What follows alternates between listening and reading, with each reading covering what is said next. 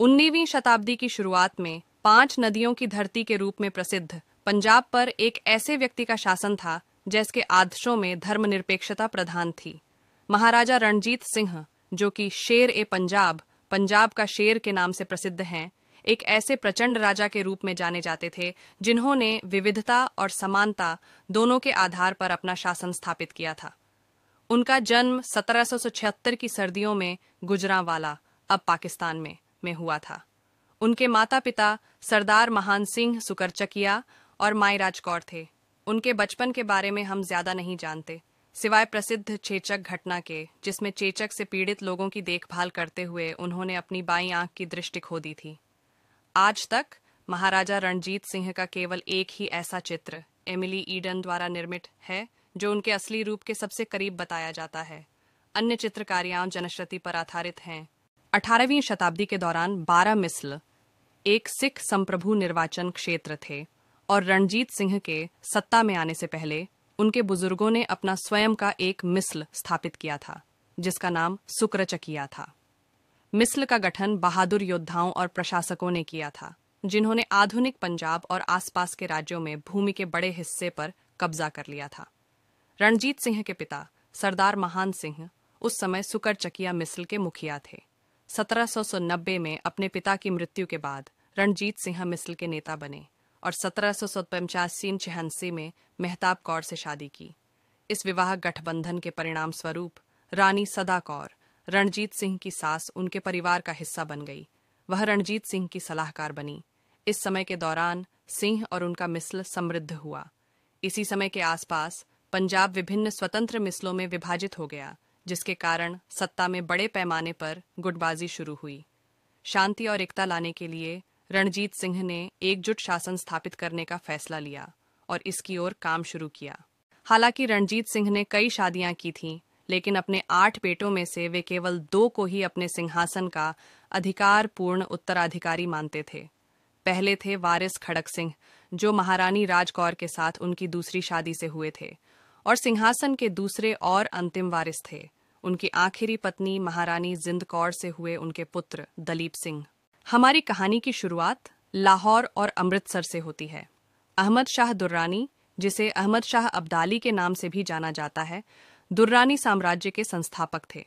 उन्होंने 1747-1772 तक अफगानिस्तान पर शासन किया और भारत पर 8 बार आक्रमण करने का प्रयास भी किया। 1762 में अपने छठे आक्रमण के दौरान उन्होंने लाहौर और अमृतसर के हजारों लोगों को बेरहमी से मारा और कई पवित्र स्थलों और मंदिरों को नष्ट कर दिया। ऐसी ही एक जगह थी हरमंदर साहिब। दुर्रानी के हमलों को आज तक एक पुरानी पंजाबी कहावत के रूप में याद किया जाता है, खाता पित्ता लाहेदा, रेहंदा अहमद शाहिदा। आपने जो कुछ भी खाया वह आपका है, बाकी अहमद शाह ले जाएगा। अहमद शाह दुरोणी का पोता शाह जमान 1717 में काबुल का राजा बना। उसने 1797, 1785 और 1796 में भारत पर आक्रमण करने का प्रयास किया। तीनों हमलों में विफल होने के बाद उसने 1769 में चौथी बार भारत पर आक्रमण किया और लाहौर पर कब्जा कर लिया। शाह जमान को अंततः हार का सामना करना पड़ा और वह अपने देश अफगानिस्तान वापस चला गया। शाह जमान के जाने के बाद लाहौर शहर पर भंगी मिसल के सरदारों ने फिर से कब्जा कर लिया। आंतरिक संघर्षों ने प्रशासनिक स्तर पर कई विफलताओं को जन्म दिया, जिसके परिणाम स्वरूप शहर और उसकी आबादी की सुरक्षा खस्ताहाल हो गई। स्थिति का आकलन करते हुए लाहौर के लोगों ने रणजीत सिंह को एक याचिका लिखी, क्योंकि उन्होंने उनकी शान और उनके शासन के बारे में सुना था।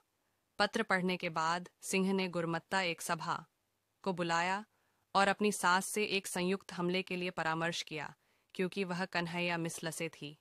इस प्रकार उन्होंने 16 जुलाई 1799 को लाहौर पर कब्जा कर लिया। उन्होंने भंगियों के किले पर कब्जा करके 10वें सिख गुरु गोबिंद सिंह जी के नाम पर इसे गोबिंदगढ़ नाम दिया। उन्होंने जमजमा तोप भी अपने कब्जे में ले ली, जो उस समय की एक अद्वितीय तोप थी। यह अब लाहौर पाकिस्तान में है। साम्राज्य के सफल विस्तार के बाद महाराजा रणजीत सिंह ने आशीर्वाद प्राप्त करने के लिए हरमंदर साहिब का दौरा किया और अपनी भक्ति के प्रतीक के रूप में उन्होंने गुरुद्वारा साहिब को सोने में आच्छादित करने की कसम खाई और यही कारण है कि आज परम पूजनीय हरमंदर साहिब गुरुद्वारा स्वर्ण मंदिर के नाम से भी जाना जाता है। दिलचस्प बात यह है कि गुरुद्वारा के पुनर्निर्माण के बारे में शासन के दौरान एक महत्वपूर्ण मोड़ 1809 में अमृतसर की संधि के रूप में आया। इसे मिंटी मेटकाफ संधि के रूप में भी जाना जाता है, जिसमें महाराजा रणरीत सिंह और ब्रिटिश ईस्ट इंडिया कंपनी के चार्ल्स थियोफिलस मेटकाफ ने मित्रता का एक समझौता किया था। रणजीत सिंह सतलुज के समकक्ष राज्यों को अपने अधीन लाना चाहते थे और इस संधि से उन्हें फायदा हुआ, क्योंकि इससे उन्हें कश्मीर और पेशावर जैसी जगहों को जीतने में सहायता मिली। दूसरी ओर अंग्रेज चाहते थे कि उनकी उत्तरी सीमा सुरक्षित हो, जिसे महाराजा रणजीत सिंह ने सुनिश्चित किया। भव्य लाहौर दरबार 1801 में रणजीत सिंह को बैसाखी के दिन महाराजा की उपाधि से सम्मानित किया गया था, जो उत्तर भारत में फसल कटने पर मनाया जाने वाला एक वार्षिक त्योहार है। उन्होंने लाहौर से अपने साम्राज्य का विस्तार करने का फैसला लिया, जो 1799 में उनकी राजधानी बना। रणजीत सिंह ने 1809 तक कांगड़ा, 1813 तक अटोक और 1818 तक मुल्तान पर कब्जा कर लिया था। उनके शासनकाल के दौरान नानकशाही सिक्कों को सोने और चांदी में ढाला गया था।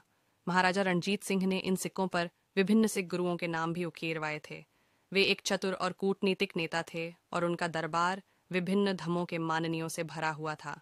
महाराजा रणजीत सिंह अपने राज्य के भीतर और बाहर मौजूद विविधता से अवगत थे और उन्होंने महसूस किया था कि केवल विजय और विस्तार ही उन्हें एक संपूर्ण नेता नहीं बना पाएंगे। उन्हें लोगों को भी साथ लेकर चलने की आवश्यकता होगी। युद्धों और लड़ाइयों के बीच वे प्रसिद्ध कोहिनूर हीरे और तैमूर रूबी को हासिल करने में भी सफल हुए। अपनी युद्ध तकनीकों को अद्यतन रखने के लिए महाराजा रणजीत सिंह ने जीन फ्रांसुआ एलार्ड नामक एक फ्रांसीसी को अपना सेना प्रमुख नियुक्त किया। अलार्ड को रणजीत सिंह की सेना के आधुनिकीकरण और फौज ए खास नामक सिंह की एक विशेष रेजिमेंट की कमान सौंपी गई, जो अपनी निडरता के लिए प्रसिद्ध थी। एलार्ड ने इसे अपने सहयोगी जनरल विचुरा के साथ मिलकर पूरा किया, जो एक इतालवी थे। इतिहास रचने वाली विजय महाराजा रणजीत सिंह को अपनी विरासत का एक बड़ा हिस्सा कश्मीर, हजारा, पेशावर और खैबर पख्तूनख्वा पर विजय और उत्तर पश्चिमी सीमा के सुदृढ़ीकरण से हासिल हुआ। उन्होंने 1819 में कश्मीर, 1820 में हजारा और 1834 में पेशावर और खैबर पख्तूनख्वा पर विजय प्राप्त की। कश्मीर उस समय जब्बार खान के शासन में था। कहा जाता है कि जब्बार खान के शासन में हो रही क्रूरता और पड़ोस में पठानों के खतरों के बारे में जानने के बाद महाराजा ने कश्मीर पर विजय प्राप्त करने की तैयारी शुरू की। शोपियां के मैदानी इलाकों में जब्बार खान के नेतृत्व में खालसा सेना का सामना पठान सेना से हुआ। महाराजा रणजीत सिंह विजयी हुए और उन्होंने जुलाई 1819 में श्रीनगर में प्रवेश किया। उन्हें कश्मीर की समृद्धि पर विशेष ध्यान देने के लिए जाना जाता है। प्रशासन में व्यवस्था की बहाली सुनिश्चित करने और लोगों की सहूलियतों और ज़रूरतों का ध्यान रखने के लिए दीवान मोतीराम को कश्मीर के शासक के रूप में नियुक्त किया गया था। दीवान की विफलताओं और प्रभावहीनता का आभास होने पर उन्हें हटा दिया गया और उनके स्थान पर हरि सिंह नलवा को नियुक्त किया गया। बाद में पेशावर के गवर्नर बने अपने कमांडर जनरल हरि सिंह नलवा के साथ मिलकर रणजीत सिंह ने 1833 में पेशावर और खैबर पख्तूनख्वा क्षेत्रों पर कब्जा कर लिया। यह लड़ाई सिख साम्राज्य और ब्रिटिश भारत के इतिहास में एक महत्वपूर्ण स्थान रखती है। इस कब्जे ने भारत की उत्तर पश्चिमी सीमाओं से दुश्मन के प्रवेश को रोका और सिख साम्राज्य को सिंधु के पश्चिम की ओर फैलाया। इस उपलब्धि के कारण कश्मीर से सिंधु पार के ये सभी क्षेत्र द्वितीय एंग्लो सिख युद्ध के बाद ब्रिटिश साम्राज्य का हिस्सा बन गए। इसलिए महाराजा रणजीत सिंह के शानदार साम्राज्य और उनकी उपलब्धियों का अंतर्राष्ट्रीय महत्व है। एक युग का अंत। महाराजा रणजीत सिंह का 27 जून 1829 को लाहौर के किले में निधन हो गया। उनकी राख को लाहीर, पाकिस्तान के प्रसिद्ध बादशाही मस्जिद के पास महाराजा रणजीत सिंह की समाधि नामक स्मारक में रखा गया है। उनकी मृत्यु के बाद सिख साम्राज्य और ब्रिटिश ईस्ट इंडिया कंपनी प्रथम आंग्ल सिख युद्ध 1842-46 में व्यस्त हो गए, जिसके फलस्वरूप सिख साम्राज्य की हार हुई। युद्ध के प्रमुख परिणामों में से एक यह था कि सिख साम्राज्य ने अंग्रेजों के पक्ष में कश्मीर को खो दिया, जिन्होंने उसे एक अलग रियासत बना दिया। एक सिख कमांडर तेजा सिंह और कुछ अन्य लोगों को देशद्रोह के लिए जाना जाता है, जिसके कारण अंततः सिख साम्राज्य की हार हुई।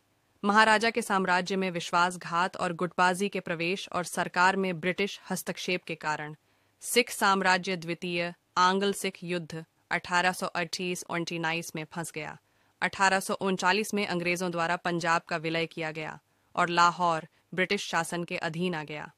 रणजीत सिंह की सेना के एक कर्नल अलेक्जेंडर गार्डनर इस संप्रभु साम्राज्य के पतन के साक्षी बने। उन्हें इसके बारे में लिखने के लिए जाना जाता है। सिख साम्राज्य के अंतिम शासक महाराजा के सबसे छोटे पुत्र दलीप सिंह थे। वह केवल 5 वर्ष के थे जब उनकी मां जिंद कौर के राज प्रतिनिधित्व में उन्हें सिंहासन पर बैठा दिया गया था। दलीप सिंह और उनकी मां दोनों लाहौर में रहते थे। लड़ाई में हार के बाद दलीप सिंह और उनकी मां दोनों को 1848 में चुरनार निर्वासित कर दिया गया था। आखिरकार दलीप सिंह को उनकी मां से अलग कर दिया गया और इंग्लैंड में एक मिशनरी ने उनका पालन पोषण किया।